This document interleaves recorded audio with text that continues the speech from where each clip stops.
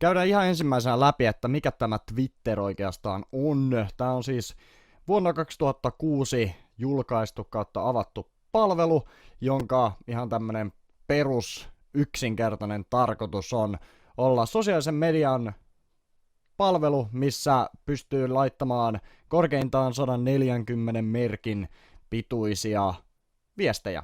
Eli siis tarkoituksena on olla NS-mikroblogipalvelu. Tämä on ehkä sanonta, mikä on jo aika vanhentunut, sitä ei enää kuule niin paljon käytettävän, mutta sanotaan mikroblogipalveluksi juuri siitä syystä, että 140 merkkiä on maksimi.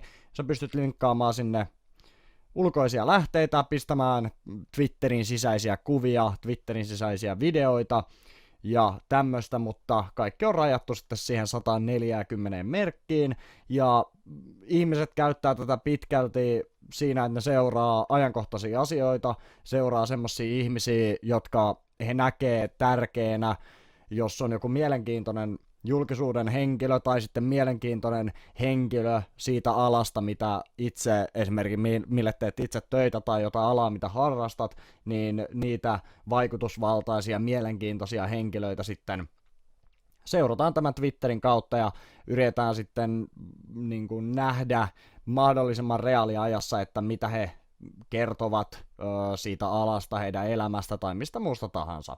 Ja tää on just niin sitä varten, että seurataan ihmisiä ja sitten myös kerrotaan omaa tietoa ja mitä tapahtuu elämässä. Vähän riippuu mitä oikeastaan itse haluaa. Mutta se on tämän perustarkoitus, niin käydään sitten vähän kattelemassa, että mitä tällä oikein pystyy tehdä, jos ei ole kirjautunut sisään.